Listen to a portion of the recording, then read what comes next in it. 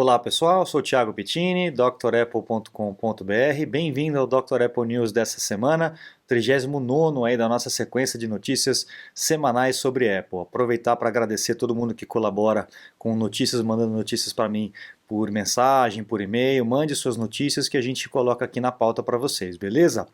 Aproveitando também a oportunidade para dizer que esse Dr. Apple News também está à disposição em podcast.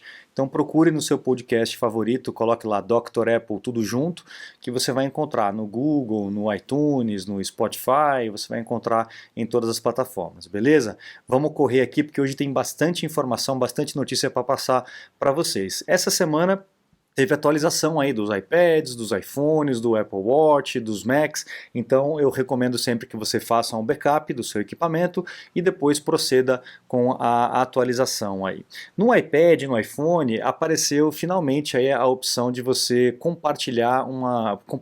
você colaborar uma pasta com arquivos com outras pessoas, onde as pessoas podem ter acesso a esse conteúdo e podem colaborar com você junto dessa pasta.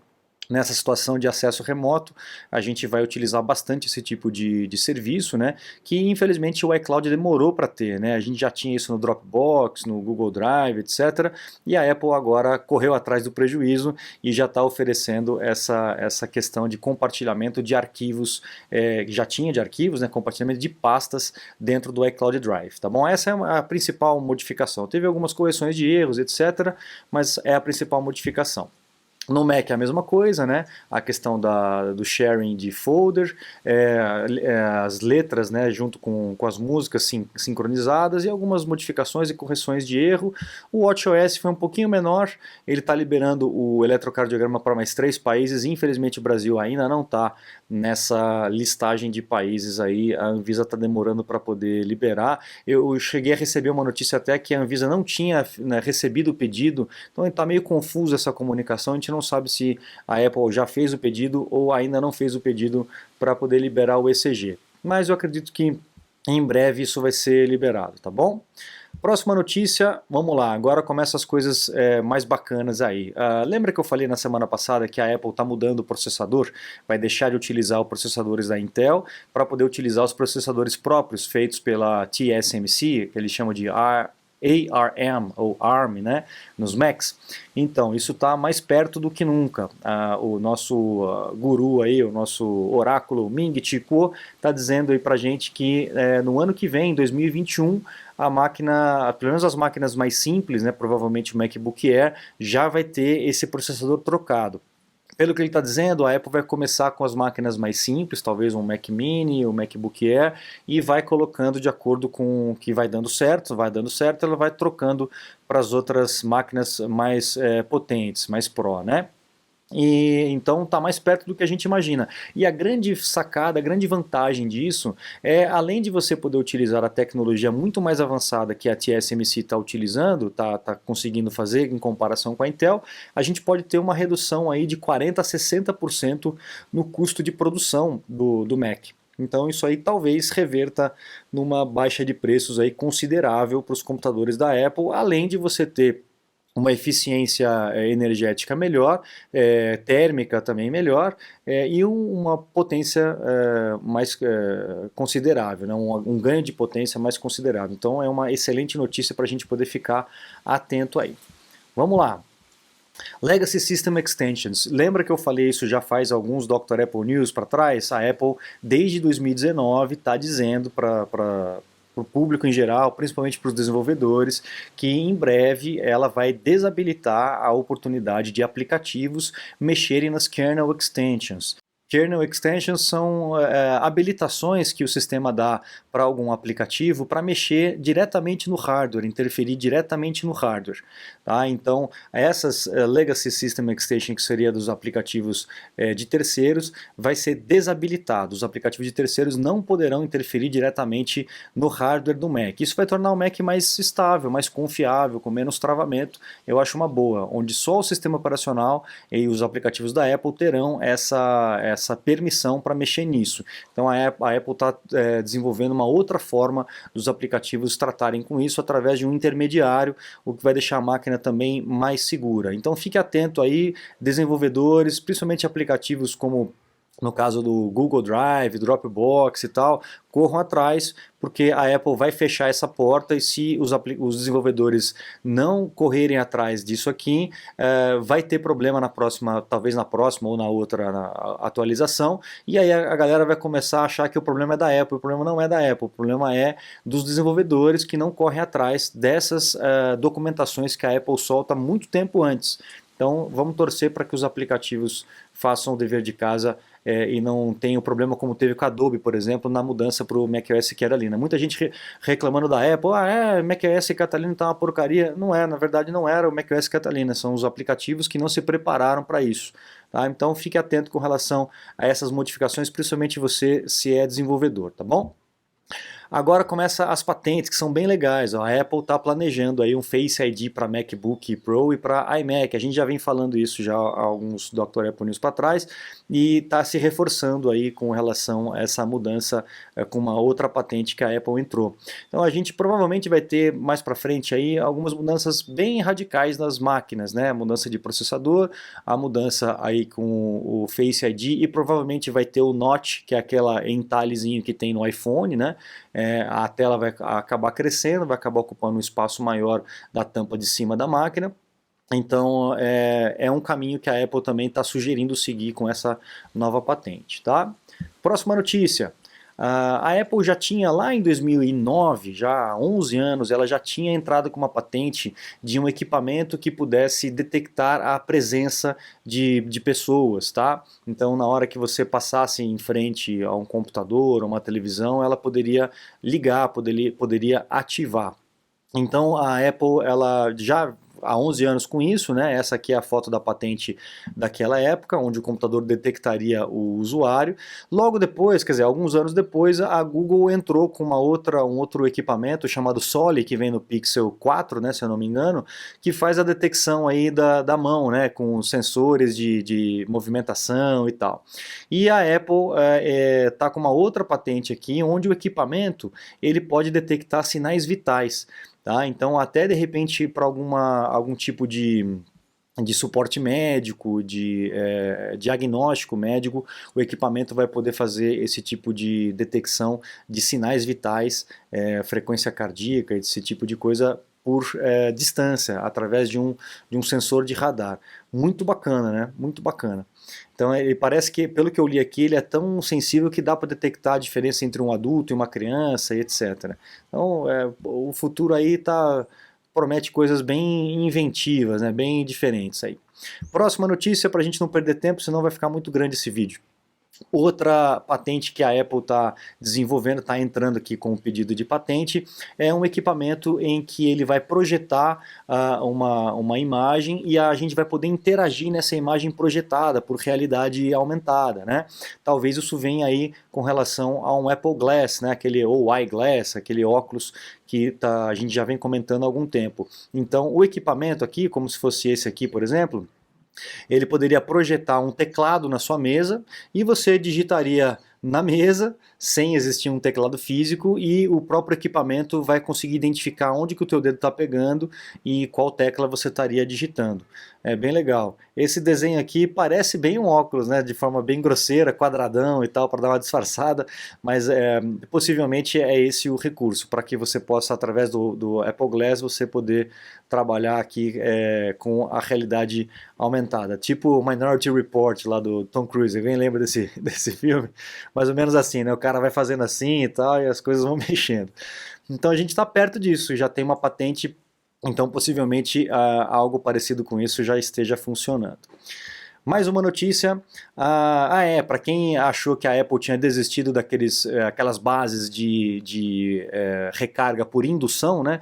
A gente já sabe que os iPhones, muito provavelmente no ano que vem, ou nesse ano, ou no próximo ano, virão sem a entrada Lightning, então a gente não vai mais precisar de cabo para nada, nem para carregar, nem para sincronizar, nem para poder fazer o restore do equipamento. A Apple ela voltou aí a trabalhar com o equipamento próprio para recarregamento por indução. Até porque a Apple não pode lançar um produto sem ter uma forma de carregamento, né? Senão você vai ter que comprar um carregador fora de uma outra empresa. Então a Apple vai, com certeza, se tirar a Lightning, vai ter que ter um equipamento que venha junto com o produto para que você possa recarregar. Senão não faz sentido vender um produto que vai acabar a bateria em um dia e pronto, né? Então a gente já tem essa outra patente aqui que a Apple já está fazendo esse outro equipamento, porque o primeiro a Apple desistiu no meio do caminho, deve ter dado alguma falha grave ao ponto da Apple abandonar o barco no meio do caminho, e aqui a gente tem uma outra notícia dizendo exatamente a mesma coisa, que o AirPower, né, que seria essa base, voltou aí para a linha de produção, para o radar da Apple, para a parte de protótipo, né? Desculpa, para a parte de protótipo, onde você teria uma base para poder carregar todos os equipamentos. Vamos ver, provavelmente vai sair em breve isso aí, não tenho dúvidas disso. Até porque já tem, né, equipamentos de outras marcas que fazem esse mesmo serviço. Bom, outra coisa muito interessante é com aquele vazamento que teve do iOS 14, né, de algumas informações do iOS 14, dão algumas dicas de coisinhas de recursos que podem ser muito interessantes nesse próximo sistema. Por exemplo, alguns triggers, né, de notificação. O que seria isso? Quando que a notificação iria acontecer? Um gatilho, né? Trigger é gatilho. Então, por exemplo, no caso do Find My Friends ou Find My Family, por exemplo, você poderia colocar um gatilho para o teu filho na hora que ele chegasse na escola. Então, na hora que ele chega na escola, você recebe uma notificação no seu aparelho, quer dizer, na hora que o iPhone dele chega na escola, ou o Apple Watch dele chega na escola, você recebe uma notificação dizendo que o equipamento está lá e, né, provavelmente seu filho também estará lá. Mas a gente vai poder fazer esse tipo de rastreabilidade de outros equipamentos, tanto do seu quanto de outras pessoas aí, no caso do compartilhamento familiar. Muito interessante isso, vai poder ajudar aí nessa questão aí. E no modo do Find My também vai ter um recurso, provavelmente, né, isso é tudo especulação por enquanto, que o fato do Find My, de você encontrar um equipamento, ele vai ter uma vinculação com a realidade aumentada. Então você vai poder, por exemplo, dentro da tua casa, ou do teu escritório, um ambiente maior e tal, você vai poder habilitar aquele sinal de localização do seu equipamento e com a realidade aumentada você vai poder saber exatamente em qual ambiente esse equipamento está, em qual andar do prédio ele está, através de uma visualização virtual do que seria aquele edifício. Então uma precisão maior aí, no caso, para a localização dos seus equipamentos. Também muito legal, vamos ver se isso realmente vai se confirmar, mas parece que está bem plausível por conta dos códigos aí que vazaram do iOS 14. Vamos lá, vamos embora. De novo, o Ming Chi Kuo aí está dizendo que a gente tem um sensor de estabilização aí do iPhone, né, para que na hora que você faça uma filmagem correndo e tal, a imagem não fique tão tremida assim. Só que para isso acontecer você tem que usar as lentes maiores, a lente padrão você não consegue usar esse tipo de sensor, tá? O que o Ming Chi Kuo está dizendo? Que no próximo iPhone desse ano já, esse sensor de estabilização vai ter na lente padrão, na lente normal e também nas outras lentes maiores, como já tem, e que talvez no ano que vem, no outro ano, né, 2022, a gente tenha uma lente de periscópio, com um zoom óptico, ao invés de um zoom digital. Porque a gente sabe que quando a gente amplia uma imagem no computador de forma digital, ela perde qualidade, ela perde definição, ela fica meio embaçada, né? Quando você tem um zoom óptico, né, com uma lente mesmo se afastando, aí você consegue a qualidade perfeita da imagem mesmo aproximando. Por isso que as máquinas, aquelas máquinas fotográficas DSLR têm aquelas lentes enormes, né? A teleobjetiva é aquela lente grandona, você vê na beira do campo de futebol, o cara com aquela lente gigantesca para poder pegar ali a cárie do siso do dente do juiz, né, lá do outro lado do campo. Então, talvez a gente tenha isso no iPhone. A gente já vê, tem algum equipamento, eu não sei exatamente qual que já tem isso, né? Não sei se é da Huawei ou se é da Xiaomi. Tem algum iPhone, tem algum smartphone que tem já uma lente periscópica, né? ou então você usa aquele Holoclip, que é um equipamento que você coloca em cima do iPhone, e lá você tem uma lente periscópica que você pode utilizar, bem legal também. Vamos lá, MacBook Air de 2020. Lembra que na semana passada eu falei que a Apple tinha acabado de lançar esse equipamento e estava dizendo que o ganho de velocidade é em torno de 20, 30%. Os testes que foram feitos chegaram a 76% de velocidade comparado com o modelo anterior. 76% a mais de velocidade. É realmente uma coisa absurda. Olha lá a diferença, ó, de 2018 com o de 2020. Realmente é muita coisa, viu? Eu nunca vi um ganho de performance tão forte quanto esse aqui, de 76%. Bacana, o MacBook Air é uma máquina mais acessível, né? E muito poderosa, principalmente esse modelo mais novo. Bom, mais uma aqui. Os hackers invadiram o Safari e receberam aí $70 mil de premiação. Calma, que fique tranquilo, tá? Existe uma competição, né, que é o Pound to Own, ou seja, você invade para ganhar, mais ou menos isso, né? É uma competição que acontece entre os hackers do mundo todo. Dessa vez, obviamente, a competição aconteceu de forma remota e eles conseguiram fazer uma invasão através do Safari, conseguiram invadir os dados do Safari utilizando o próprio kernel do macOS, o que é algo mais delicado. Lembra que eu falei que o kernel o System Extensions vai ser desabilitado? Por conta disso. Tá? Então, essas brechas elas são encontradas, a empresa é avisada, ela paga um prêmio para quem descobriu essa brechinha, e aí as empresas vão fazendo as correções. Todo jeito, toda a indústria funciona dessa forma, tá? Também teve invasão do Ubuntu, Windows, do Oracle VirtualBox, então as outras empresas também tiveram esse tipo de invasão, de quebra, e também os hackers foram premiados e obviamente as empresas vão correr atrás para poder fechar essas portas, legal? Próxima notícia, a Apple oficializa a estreia de compras universais. Eu já tinha comentado isso e acabou chegando, no dia 23 acabou chegando a oficialização disso. Ainda não tem nenhum aplicativo que ofereça esse tipo de compra, né? Mas os desenvolvedores já estão aptos a desenvolver um programa para o iPhone, para o Apple Watch, para o iPad e para o Mac, e você compra em um equipamento e consegue instalar em todos. Hoje em dia, como é que funciona? Hoje em dia você tem que comprar no iPhone, depois você tem que comprar no Mac, você tem que comprar no Apple Watch. O desenvolvedor não poderia oferecer uma compra só para todos os dispositivos. É óbvio que isso, não sei se isso vai tornar o aplicativo mais barato ou não, mas facilita para você. Ao invés de você comprar, você compra uma vez só e já consegue distribuir para todos os equipamentos. Então facilita pra caramba. Óbvio que a Apple vai fazer qualquer coisa para facilitar as compras, né? O que ela quer é vender mesmo e poder alimentar essa indústria de desenvolvedores e, obviamente, trazer solução aí para os usuários, né? Agora, duas informações importantes para você. Você que tem aí o Bootcamp, né? Inclusive eu tenho um vídeo explicando o tutorial exatamente como que você faz e como que você desfaz o Bootcamp. Procura aí no canal do Dr. Apple.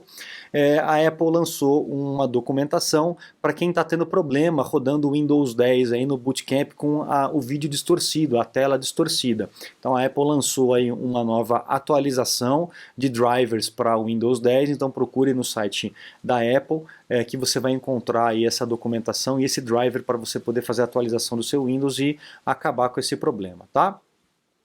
A outra notícia é com relação ao MacBook Air. A gente teve um problema no MacBook Pro que a tela ela começava a dar uma descascada, mais ou menos como está aqui essa figura, né?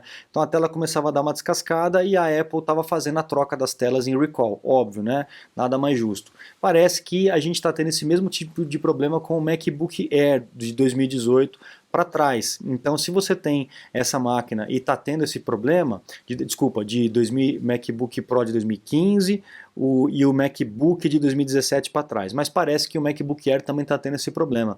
Então, a Apple com certeza vai lançar aí uma política de recall para esses problemas aí. Essas máquinas já estão, desde dezembro de 2019, já estão num grau de elegibilidade para que você possa fazer a troca. Entra no site da Apple para você poder verificar se se está com esse problema e através do serial você pode checar se ela está dentro desse range. Eu tenho também um vídeo aqui no canal que fala sobre o recall da Apple. Coloca Dr. Apple Recall aí no YouTube que você vai encontrar. Lá tem o link certinho para você cair na página correta da Apple, beleza? E aí, se você tem um MacBook Air, fique atento, porque se isso começar a acontecer, você também pode reclamar lá na Apple e conseguir a troca aí do seu display. Beleza, pessoal? Esse mês a gente completa, a Dr. Apple completa 9 anos de existência, de trabalhos. No dia 31, na próxima terça-feira, eu vou fazer um aulão de tira dúvidas aí às 8h30 da noite. Então, terça-feira, dia 31/3, às 8h30 da noite, às 20h30, aqui no YouTube, uma transmissão ao vivo, para que a gente possa comemorar junto essa data específica, né? E tirar algumas dúvidas. Então, se você tem dúvidas, mande e-mail, mande mensagem, mande comentário aqui no canal, que eu vou separar essas principais dúvidas e a gente se encontra ao vivo para a gente bater um papo, resolver essas questões aí de vocês. Beleza, pessoal? Eu conto com vocês lá. Não se esqueça que lá no site drapple.com.br você encontra os cursos completos. Se você gosta da didática do canal aqui, direta, sem muito nhenhenhé, sem frescura, direto ao ponto, para que você não perca tempo, você vai gostar muito dos cursos, que os cursos são dessa mesma forma, direto, uma didática fácil, rápida e prática, para você não perder tempo. Então um curso aí de 1 hora, de 2 horas, realmente vai ter bastante informação, porque aqui a gente não enrola ninguém. Beleza, pessoal? Então eu conto com vocês, a presença na terça-feira. Muito obrigado, até lá, um grande abraço. Tchau, tchau.